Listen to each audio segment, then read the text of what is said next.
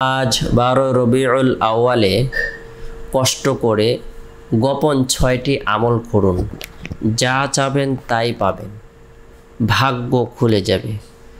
রসুল সাল্লাল্লাহু আলাইহি সাল্লামের দিদার নসিব হবে, দোয়া কবুল হবে, আশা আকাঙ্ক্ষা পূরণ হবে। 12 রবিউল আউয়াল রসুল সাল্লাল্লাহু আলাইহি সাল্লামের জন্মের দিন। এই দিনে আল্লাহ তাআলা পৃথিবীবাসীর জন্য বিশেষ একটি নিয়ামত প্রদান করেছেন।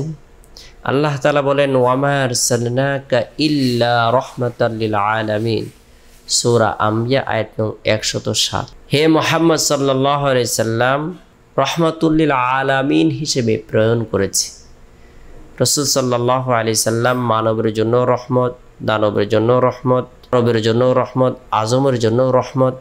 সারা পৃথিবীর সমস্ত প্রাণীকুল, সমস্ত সৃষ্টিজীব, সমস্ত মাখলুকাত, সমস্ত কুল কায়নাতের জন্য তিনি ছিলেন রহমত। সাইয়্যিদুল মুরসালিন, ইমামুল মুরসালিন, খাতামুন নবীন, রহমাতুল লিল আলামিন, আমাদের হৃদয়ের স্পন্দন, কলিজার টুকরা, যার আদর্শের মধ্যে রয়েছে মানব জাতির কল্যাণ এবং সফলতা, যিনি বিশ্ববাসীকে ইহকালীন সুখ শান্তি, আরাম, আয়, সফলতার পথ প্রদর্শন করেছেন, আখেরাতের চূড়ান্ত সুখ শান্তি, আরাম, আয়, সফলতার পথ প্রদর্শন করেছেন। তিনি রহমাতুল লিল আলামিন হিসেবে 12 রবিউল আউয়াল সোমবারের দিন সুবহ সাদেকের সময় জন্মগ্রহণ করেছেন। রসুল এমনই এক পরিস্থিতির মধ্যে জন্মগ্রহণ করেছেন যখন পৃথিবীময় ঘোর অন্ধকারে নিমজ্জিত ছিল। মানুষগুলো কাটাকাটি, হানাহানি, মারামারি, খুন খারাপি, বিভিন্ন ধরনের অন্যায়, অনাচার, বেবিচার, জুলুম, নির্যাতিত অবস্থায় ছিল। আল্লাহ তাআলা দয়ার নবীকে পাঠিয়ে পূর্ব আভাস দিয়ে দিলেন যে পৃথিবীর মধ্যে যত ধরনের অন্যায় রয়েছে, এই নবীর আগমনের মাধ্যমে সকল অন্যায়, জুলুম, নির্যাতন নাশাত হয়ে যাবে, ধ্বংস হয়ে যাবে। রাসূল সাল্লাল্লাহু আলাইহি সাল্লাম যখন জন্মগ্রহণ করলেন, কাবা শরীফের মধ্যে মূর্তি পূজকদের পাথরের মূর্তি স্থাপন করা ছিল। সেই মূর্তিগুলো আল্লাহ তাআলার সিজদায় অবনীত হয়েছে। রাসূল সাল্লাল্লাহু আলাইহি সাল্লাম যখন জন্মগ্রহণ করেছেন, ওই সময় রোম সম্রাটদের বিশাল বড় একটি প্রাসাদ ছিল, সেখান থেকে 14টি ইট খসে পড়েছে।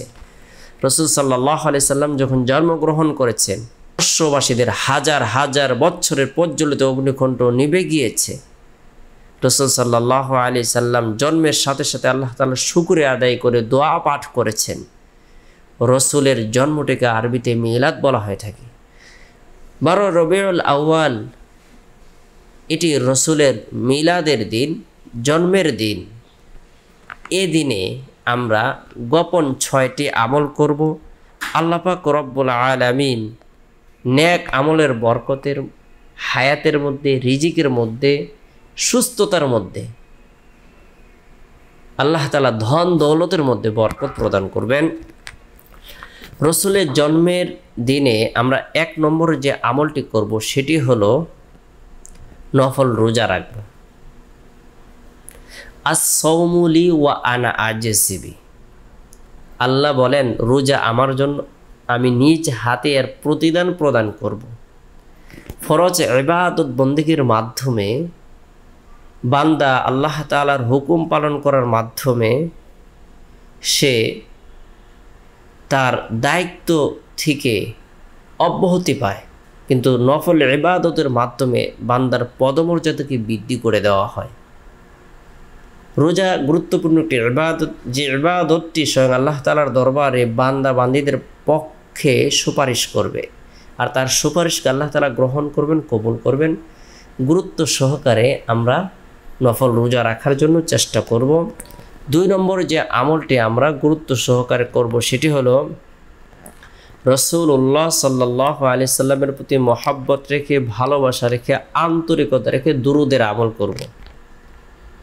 উত্তম দুরুদ হলো দুরুদে ইব্রাহিম, যে দুরুদটি আমরা নামাজের মধ্যে পড়ে থাকি সেটি হলো উত্তম দুরুদ শরীফ। ছোট্ট দুরুদ হলো সাল্লাল্লাহু আলাইহি ওয়াসাল্লাম আল্লাহর রসুল বলেন, মান সাল্লা আলাইহি ওয়াহিদাতান সাল্লাল্লাহু আলাইহি আশরা, যে ব্যক্তি আমার প্রতি মাত্র একবার দুরূদের আমল করবে, আল্লাহ তাআলা তার উপর 10টি রহমত নাজিল করবেন, 10টি গুনাহকে মাফ করে দিবেন, 10টি পদমর্যাদাকে বৃদ্ধি করে দিবেন।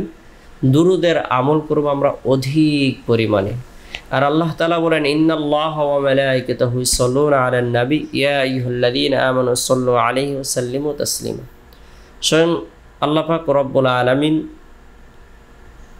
রাসূল সাল্লাল্লাহু আলাইহি সাল্লামের উপর রহমত প্রেরণ করে থাকেন, দুরূদ পাঠ করে থাকেন, ফেরেশতাগণ দুরূদ পাঠ করে থাকেন, স্বয়ং নবী করিম সাল্লাল্লাহু আলাইহি সাল্লাম নিজেও তার প্রতি দুরূদ পাঠ করে থাকেন। তাই দুরূদের আমল বরকতপূর্ণ একটি আমল। এই আমলটি আমরা 12 রবিউল আউয়ালের দিন বেশি থেকে বেশি পরিমাণে করার জন্য চেষ্টা করব। 3 নম্বর যে আমলটি আমরা গুরুত্ব সহকারে করব সেটি হলো অধিক পরিমাণে ইস্তিগফারের আমল করব। আস্তাগফিরুল্লাহ রাব্বি মিন কুল্লি যামবি ওয়া আতুবু ইলাইহি। আল্লাহ তাআলা আদেশ প্রদান করেছেন, ফাকুলতু আস্তাগফিরু রাব্বাকুম ইন্নাহু কানা গফফারা। তোমরা বিগত দিনের গুনাহের কথা স্মরণ করে, নাফরমানের কথা স্মরণ করে, অন্যায় অপরাধের কথা স্মরণ করে, তোমাদের জীবনে যত গুনাহ হয়েছে, সগীরা কবিরা, জাহিরি বাতিনি, শিরিক বিদআত, ইচ্ছায় অনিচ্ছায়, গোপনে প্রকাশ্যে, হাতের গুনাহ, পায়ের গুনাহ, চক্ষুর গুনাহ, কানের গুনাহ, শরীরের অঙ্গ প্রত্যঙ্গের গুনাহ, সকল গুনাহের কথা স্মরণ করে ইস্তিগফারের আমল করো। আল্লাহ তাআলা জীবনের ছোট বড় সকল গুনাহকে মাফ করে দিবেন। যদিও বান্দার গুনাহ সমুদ্রের ফেনা পরিমাণ হয় না কেন, মরুভূমির বালুকারাশি পরিমাণ হয় না কেন, পৃথিবীর সমস্ত দিন পরিমাণ হয় না কেন, পৃথিবীর সমস্ত রাত পরিমাণ হয় না কেন, পাহাড় পরিমাণ হয় না কেন, আল্লাহ তাআলা তবুও মাফ করে দিবেন যদি বান্দা ইস্তিগফারের আমল করে। ইরসিলিস সামা আলাইকুম মিদরারা ওয়া ইমদিদকুম বিআমওয়ালি ওয়া বানিনা ওয়া ইয়াজআল লাকুম জান্নাতি ওয়া ইয়াজআল লাকুম আনহারা। যে ব্যক্তি ইস্তিগফারের আমল করবে, আল্লাহ তাআলা আসমান থেকে রহমত বর্ষণ করবেন, ফল ফসলের মধ্যে, সন্তান সন্ততির মধ্যে আল্লাহ তাআলা রহমত বর্ষণ করবেন, বরকত প্রদান করবেন, অজস্র কল্যাণ প্রদান করবেন। আল্লাহ তাআলা ধারণার বাইরে রিজিক প্রদান করবেন। তাই ইস্তিগফারের আমল নিজেরাও করব, পরিবার পরিজনদেরকেও করার ব্যাপারে উৎসাহ প্রদান করব। মান লাজিমাল ইস্তিগফার জাআলাল্লাহু লাহু মিন কুল্লি দাইয়িকিন মাখরাজা ওয়া মিন কুল্লি মান লাজিমাল ইস্তিগফার জাআলাল্লাহু লাহু মিন কুল্লি দাইয়িকিন মাখরাজা ওয়া মিন কুল্লি হাম্মিন ফারাজা ওয়া রাযাকাহু মিন হাইথু লা ইয়াহতাসিব। যে ব্যক্তি ইস্তিগফারকে আঁকড়ে ধরবে, অধিক পরিমাণে করবে, আল্লাহ তাআলা তার ধারণার বাইরে রিজিক প্রদান করবেন যদি আমরা ইস্তিগফারকে আঁকড়ে ধরি। তাই ইস্তিগফারের আমল করব। 4 নম্বর যে আমলটা আমরা গুরুত্ব সহকারে করব, রাসূল সাল্লাল্লাহু আলাইহি সাল্লামের সুন্নতকে, রসুলের সুন্নাহকে বেশি থেকে বেশি অনুসরণ করব।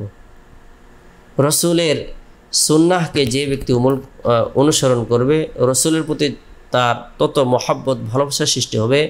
মান আহাব্বা সুন্নাতি, যে ব্যক্তি আমার সুন্নতকে ভালোবাসবে, ওমান আহাব্বানি, সে আমাকে ভালোবাসে। মান আহাব্বা সুন্নতি ফাকাদ আহাব্বানি ওমান আহাব্বানি কানা মাআই ফিল জান্নাহ। সুবহানাল্লাহ, সে আমার সাথে জান্নাতে থাকবে। বিশেষ করে আমরা রসুলের যে দৈনন্দিন সুন্নাহ আমলগুলো রয়েছে, কিছু দোয়া, দুরুদ, ওজিফা, রসুল ফজরের নামাজের পর কি আমল করেছেন, মাগরিবের নামাজের পর কি আমল করেছেন, ফ্যামিলির সাথে চলতে গিয়ে কি আচরণগুলো করেছেন, খানাপিনা খেতে গিয়ে কি সুন্নাহগুলো রয়েছে, সেগুলো আমল করার জন্য চেষ্টা করব। বিশেষ করে এই সুন্নাহগুলো জানার জন্য যে কোনো নবীজির সুন্নতের জিন্দেগি বা জীবনী আমরা পাঠ করার জন্য চেষ্টা করব। 5 নম্বর যে আমলটা আমরা করব সেটি হলো নফল নামাজ আদায় করার জন্য চেষ্টা করব। নফল নামাজের মাধ্যমে বান্দা আল্লাহর নৈকট্য লাভ করবে, আল্লাহ তাআলা দরবারের সাহায্য কামনা করবে। ওয়াস্তাঈনু বিস-সাবরি ওয়াস-সালাত, ধৈর্য এবং নামাজের মাধ্যমে আল্লাহ তাআলা সাহায্য প্রার্থনা করতে বলেছেন, সাহায্য চাইতে বলেছেন। তাই আমরা ধৈর্য এবং নামাজের মাধ্যমে সাহায্য কামনা করব। 2 রাকাত পারি, 4 রাকাত পারি, সালাতুল হাজত নামাজ আদায় করব, সালাতুত তওবার নামাজ আদায় করব।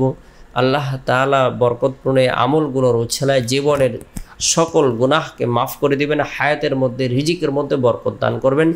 6 নম্বর যে আমলটি আমাদের না করে কোনো উপায় নাই, দৈনন্দিন যেন আমরা সেই আমলটি করতে পারি, সেটি হলো রব্বুল আলামিনের দরবারে কাকুতি মিনতি করে হাজত পূরণের উদ্দেশ্যে দোয়া করব। আল্লাহ তাআলা যেন আমাদের জীবনের সকল গুনাহকে মাফ করেন। আল্লাহ তাআলা আমাদের জীবনটাকে সুখময় জীবন দান করেন। আখিরাত যেন আমাদের ভালো হয়ে যায়, দুনিয়ার পেরেশানি যেন দূর হয়ে যায়। আল্লাহ তাআলা আমাদের পরিবার পরিজনদেরকে যেন নিরাপদ অবস্থায় রাখেন, পেরেশানি মুক্ত রাখেন, অভাব মুক্ত রাখেন, ঋণ মুক্ত রাখেন। আল্লাহ তাআলা আমাদের সকলকে বুঝার, আমল করার, গুনাহ থেকে বেঁচে থাকার তৌফিক দান করুক।